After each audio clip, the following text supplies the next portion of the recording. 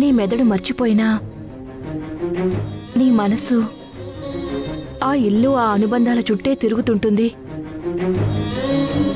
అందుకే కదా నీకు తెలియకుండానే నువ్వు మళ్ళీ అక్కడికే వెళ్ళావు.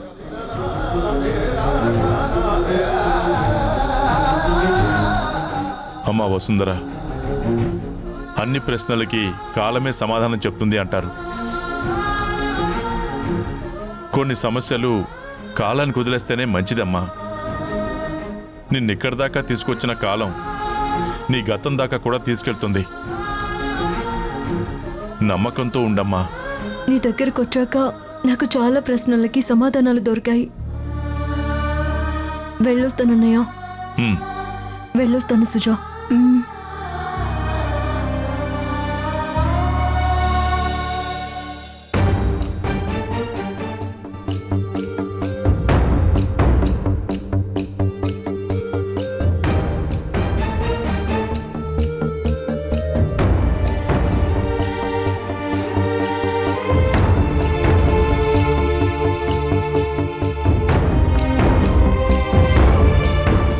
అంశు, ఇదిగో నీ ప్రాజెక్ట్కి కౌ డ్రాయింగ్ ఫుల్ వస్తాయి. ఏది? అబ్బా, ఈ డ్రాయింగ్ కా? అవును, ఏ బానే ఉంది కదా. ఇది కౌలా లేదు నానా, డాంకీలా ఉంది. అవునా? చూసావా అంశు, పెయింటింగ్ ఆర్టిస్ట్ వేస్తే ఇంకో పెయింటింగే వస్తుందన్నట్టు. నేను కౌని గీస్తే కౌ రాకపోయినా ఇంకో యానిమలే వచ్చింది. అది టాలెంట్ అంటే. యానిమల్లా? అవును మరి. ఇంకా నయం, రణబీర్ బొమ్మ వేయలేదు. నువ్వు డ్రాయింగ్ వేయంచు, పంచులు కాదు. పోనీలే అని వేసి పెడుతుంటే 100 వంకలు పెడుతున్నావు. కవ్వు అంటే కవ్వే వెయ్యాలి నానా. అయితే ఇలాంటి వాటికి నా చిన్నప్పుడు నేను ఒక ట్రిక్ ఫాలో అయ్యేవాడిని. అది చేద్దామా? ఏంటన్నా అది? కార్బన్ పేపర్ కానీ ట్రేస్ పేపర్ కానీ తీసుకో చెప్తా. దేనికి నానా? దాని మీద ట్రేస్ చేసి తర్వాత ఆ పేపర్ పెట్టి నోట్స్ మీద గీసేయడం ఈజీ అవుతుందంచు. నానా, నువ్వు జీనియస్. దాచా ఇలాంటివి చాలా దాచాను. ఉండు, ఆ పేపర్ తీసుకో.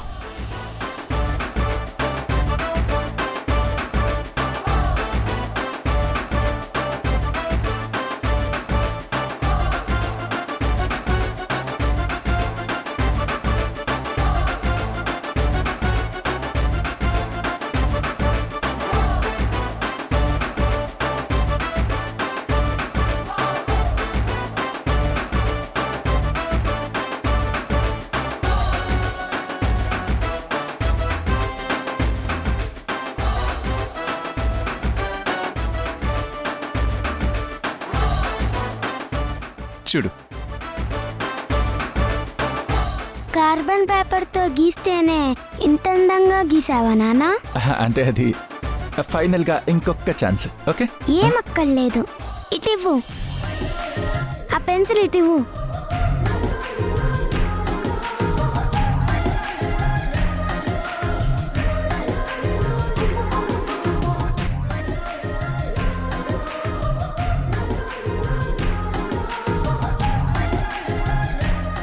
చూడైపోయింది.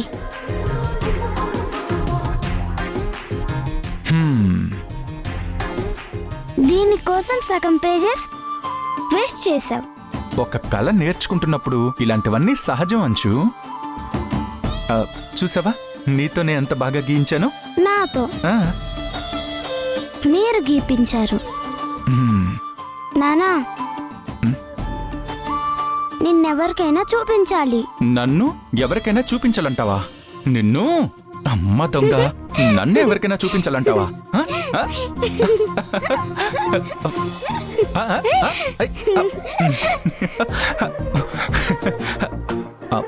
అవునంచు, ఈ కార్బన్ పేపర్ నీ దగ్గరికి ఎందుకు వచ్చింది? నానా, అవన్నీ అడగకూడదు, ఫాలో అయిపోవాలంతే. దొంగ నిన్ను ఆ? నీకు తెలివితేటలు ఎక్కువైపోయాయి. హాయ్ వసు. హాయ్ అంశు. నాన్న చూసావా బొమ్మ ఏమంటే ఏమేశాడో? ఏం లేదు వసు, దీని బొమ్మే గీశాను. నాన్న ఆ, కాదులే, నా బొమ్మే గీశాను. ఓకేనా? పద, నువ్వు టాబ్లెట్ వేసుకునే టైం అయింది. ఆ?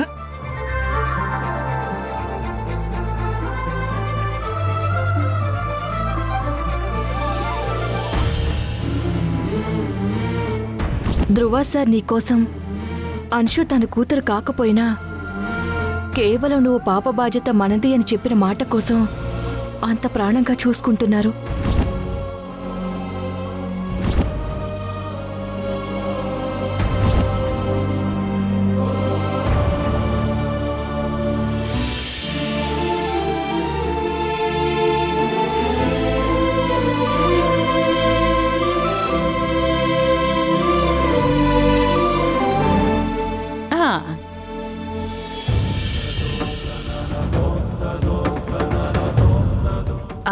చెక్మేట్. ఏంటి చాలా బిజీగా ఉన్నట్టున్నారు ఇద్దరు? ఏం లేదు మహి, గేమ్ 3 సార్లు ఆడాము. 3 సార్లు అమ్మాయి గెలిచింది. నువ్వు కూడా జాయిన్ అవ్వదురా. రా, మీ ఇద్దరు కలిసిన గేమ్లో నన్ను ఓడించలేరు. ఆహా, అంత మాస్టర్ నేను ఈ గేమ్లో. చిన్నప్పటి నుంచి నేనే గేమ్లో గెలిచేదాన్ని. మా అన్నయ్య ప్రతాప్ కూడా నాతో గెలవలేకపోయేవాడు. ఓడిపోయినప్పుడల్లా బోర్డు అంతా చిందరవందర చేసి వెళ్ళిపోయేవాడు. క్యూట్ అమ్మా. అవును, మీ ఇద్దరు చిన్నప్పుడు ఎలా ఉండేవారు? ఫొటోస్ ఏమైనా ఉన్నాయా? ఎందుకు లేవు? పిన్ని బాబాయ్ వాళ్ళ ఇంట్లో ఉన్నాయి. ఈసారి అందరం ఊరు వెళ్దాం. చాలా బాగుంటుంది ఆ ఊరు. మనం వెళ్దామా వసు? మాహి, నిన్ను పిలవడానికి ఎప్పుడు కన్ఫ్యూజనే నాకు. అంశు ఉన్నప్పుడు వసు అని, లేనప్పుడు మహి అని. కదా, నాకు కన్ఫ్యూజింగ్గానే ఉంది. అమ్మా అమ్మా, వాసు ఎలా ఉంటుంది? ఒకసారి చూడాలనుంది. చిన్నప్పుడు నేను అక్క ఇద్దరం ఒకేలా ఉండేవాళ్ళం కదా. అప్పుడు దిగిన ఫొటోస్ ఏమైనా ఉన్నాయా?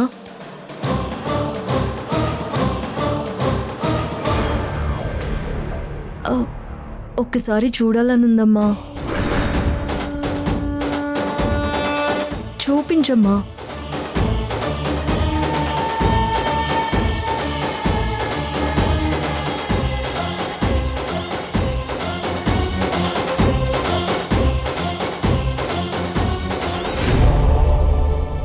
గట్టిగానే పట్టుకున్నావు కదమ్మా, మరి చెయ్యలా జారింది?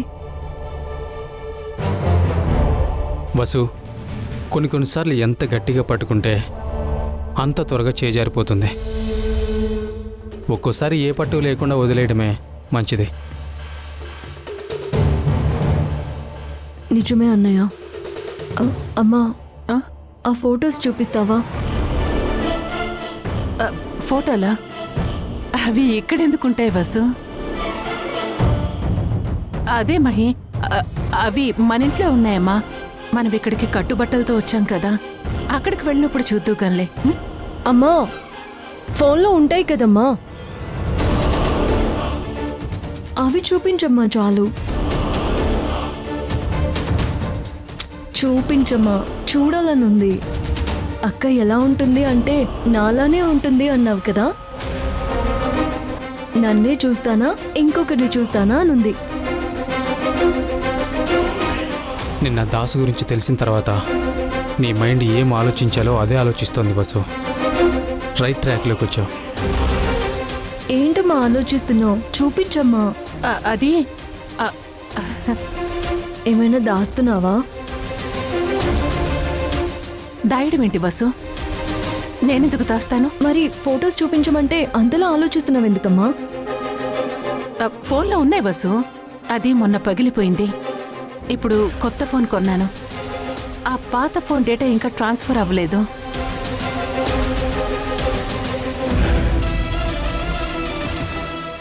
ఎంత విచిత్రమో కదమ్మా, సరిగ్గా నా పరిస్థితి కూడా అదే. ఎన్నిసార్లు ట్రై చేసినా నా లోపల ఉన్న పాత డేటా ఏది కొత్తగా రిజిస్టర్ అవ్వడం లేదు, ట్రాన్స్ఫర్ కావడం లేదు, లోపలే ఎక్కడో ఆగిపోయింది.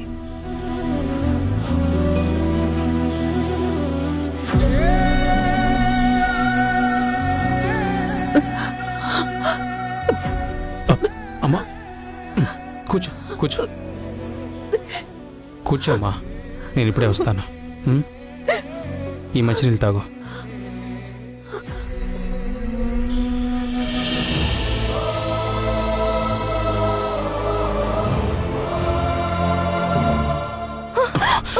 మహి, ఏమైంది మహి? చూసుకోవచ్చు కదా, ఆ పరిజ్ఞానం ఏంటి? రా.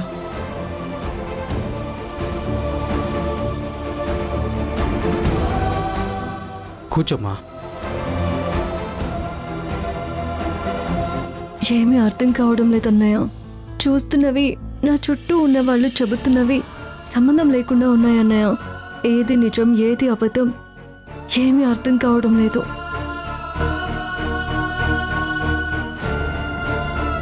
మనుషులు కొన్నిసార్లు నిజాలు దాచరు వసు. కొన్ని నిజాలు చెప్పడం వల్ల ఎదుటి వాళ్ళ మనసు గాయపడుతుందనే భయంతో వాటిని దాచి ఒక నమ్మకాన్ని ఇస్తారు. ఆ నమ్మకమే నీకు అబద్ధంగా కనిపిస్తుంది. ఏది నిజమో ఏది నేను ఊహించుకుంటున్నానో తెలియని గందరగోళం. ఒక్కొక్కసారి ఎవరో నాకు చెప్పిన కథని నా జీవితం అని నమ్మేస్తున్నానా అని నాకు భయమేస్తుంది. జరిగేవన్నీ చూస్తుంటే ఎవరు ఏది చెప్తే అది నేను నమ్మేస్తున్నానా అనిపిస్తుంది. నాకేదో ఒకటైనా గుర్తు రావాలి కదా. నువ్వు అడుగుతున్న ప్రశ్నల్లోనే సమాధానం దొరుకుతుంది, కానీ దాన్ని ఒప్పుకోవడానికి నీ మనసు భయపడుతోంది. అంతే మహి. అన్నీ గుర్తొస్తాయి మహి, నిన్ను నువ్వు ఫోర్స్ చేసుకోకు. ఏమీ గుర్తు రావడం లేదు. నాకెందుకు గుర్తు రావట్లేదో కూడా తెలియడం లేదు. నేను పూర్తిగా దేన్ని యాక్సెప్ట్ చేయలేని స్థితిలో ఉన్నాను. నాకు దేనికైనా స్పందించాలన్నా భయంగా ఉంది. సొంత తండ్రి ఇలా చేశాడంటే ఇంకెవరిని నమ్మాలి? అసలు నమ్మాలా వద్దా? ఎవరికి ఏం అన్యాయం చేశానో తెలీదు. ఎంత పెద్ద పాపాన్ని మూటగట్టుకున్నాను. అది శాపం కాదు మహి, నీ మెదడు నిన్ను కాపాడుకుంటుంది. ఎందుకంటే కొన్ని నిజాలు తెలుసుకోవడం కంటే తెలియకుండా బతకడం చాలా హాయిగా ఉంటుంది. ఒకవైపు మీరు అంటున్నట్టు నన్ను సంతోషంగా ఉంచే అబద్ధం, మరొక వైపు నిన్ను పూర్తిగా మార్చేసే నిజం. ఆ రెండిటి మధ్య ఒక గీత మీద నిలబడున్నాను. నేను నిజం వైపే అడుగులు వేయాలనుకుంటున్నాను అన్నయ్య. ఆ నిజం నన్ను గాయపరిచినా సరే నేను తెలుసుకోవాలి. నా గతాన్ని, దాని తాలూకా నిజాలన్నింటినీ నేను తెలుసుకోవాలనుకుంటున్నాను. అబద్ధాల పునాదుల మీద కట్టిన జీవితం నాకొద్దు. నాకిప్పుడు కావాల్సింది నిజం. మహి, మర్చిపోయాను ఒక మాట. అత్త పొద్దునే చెప్పింది, ఈ హడావిడిలో పడి మర్చిపోయాను. అన్షు బాగుంటే అన్షుతో హోమం చేపిస్తానని అత్త మొక్కుకుందంట. అన్షు, వసు, ధ్రువ కూడా వస్తారు కదా అని అడిగిందట. వెళ్తావు కదూ?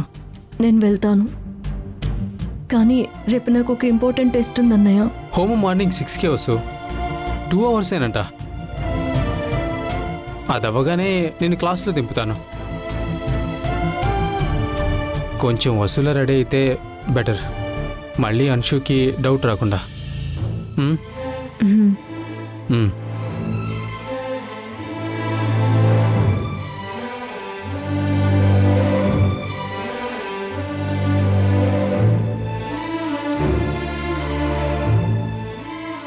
కృష్ణయ్య, ఈ బాధ భారం నేను మోయలేకపోతున్నాను. దయచేసి నాకేదో ఒక దారి చూపించు. నా గతాన్ని నా కళ్ళ ముందుంచు. నువ్వు తప్ప నా బాధని ఇంకెవరూ అర్థం చేసుకోలేరు.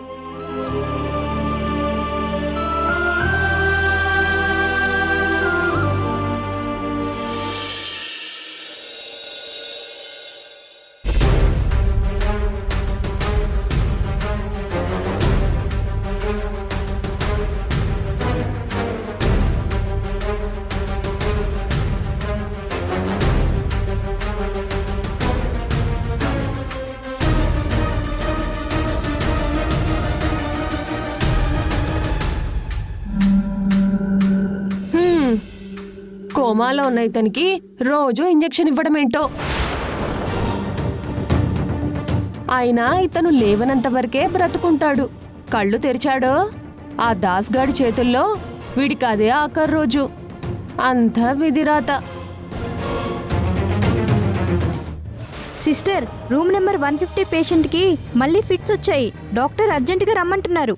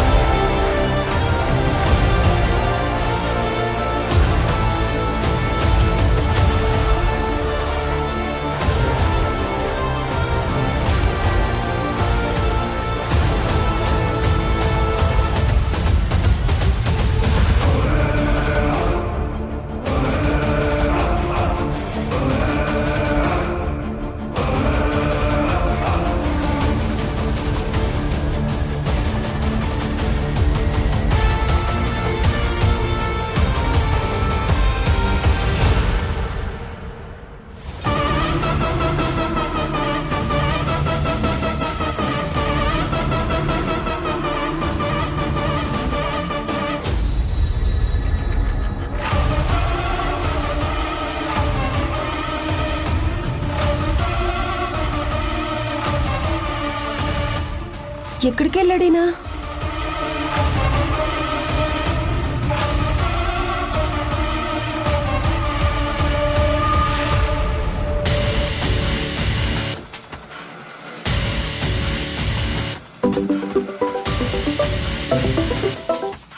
హలో హలో దాస్ గారు, అతను ఏంటి భాస్కర్కి మళ్ళీ మెలకు వచ్చిందా? ఇంజెక్షన్ వెంటనే ఇచ్చావా? లేదండి, నీ గదిలో వెళ్ళేసరికి అతను లేడు. లేడు అంటే ఎప్పటి నుంచి?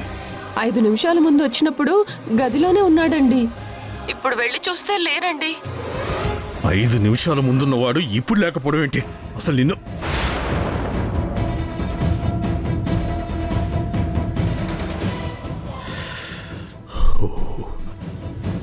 5 నిమిషాల ముందు వరకు ఉన్నాడు అంటే ఆ హాస్పిటల్ చుట్టుపక్కలే ఉండుంటాడు. అంతకంటే ఎక్కువ దూరం వెళ్ళున్నాడు. ఎలుక బోనులో నుండి బయటకు వచ్చింది. ఈ రోజుతో ఆ భాస్కర్ గారి చాప్టర్ క్లోజ్ అవ్వాలి.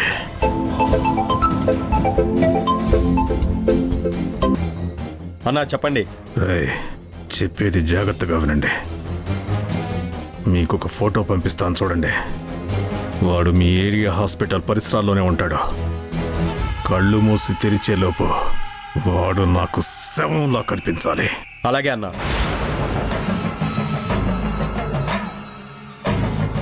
రేయ్ పదరా.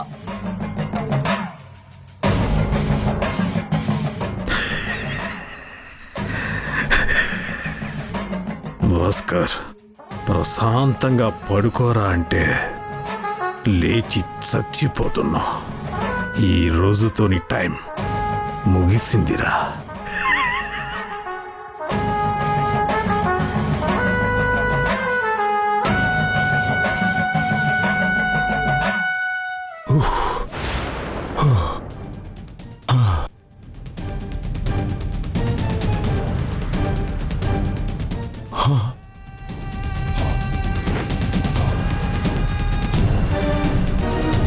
రేయ్ వాడేరా. రేయ్ ఆగు.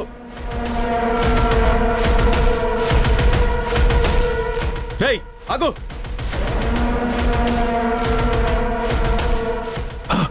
రేయ్ ఆగు.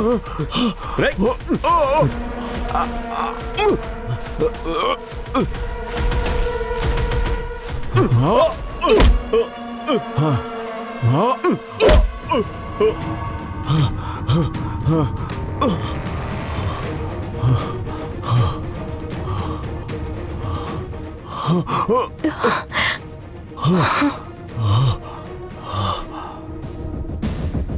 అమ్మా నువ్వు షూ.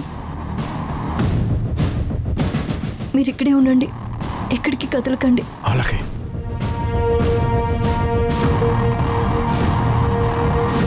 ఎక్కడికి వెళ్ళాడు వీడు?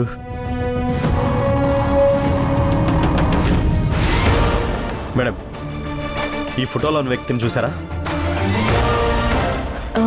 చూశానండి. ఇప్పుడే ఇతను అటువైపు కంగారుగా పరిగెత్తుకుంటూ వెళ్ళాడు. మీరు అటువైపు వెళ్తే దొరుకుతారు. Thanks madam. తొందరగా వెళ్ళండి. Thank you.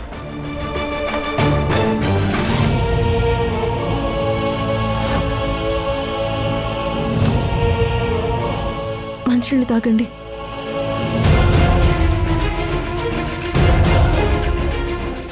అమ్మా వసుంధరా, నువ్వేంటమ్మా ఇక్కడ?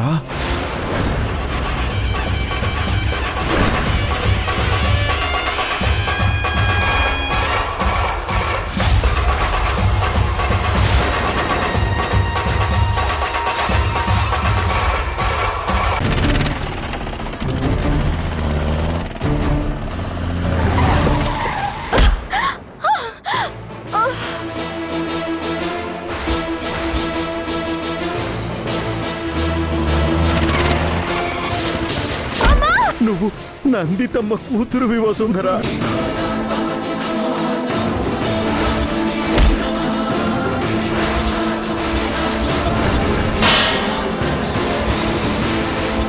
గతం గుర్తొచ్చింది నాన్న. మనకి నిజం తెలుసని దాసికి తెలియకూడదు. వసు, నీకు మొత్తం గుర్తుకొచ్చిందా? గుర్తొచ్చింది సార్. ఇక నుంచి మన మధ్య ప్రేమకు తప్ప బాధకి కన్నీటికి చోటుండకూడదు.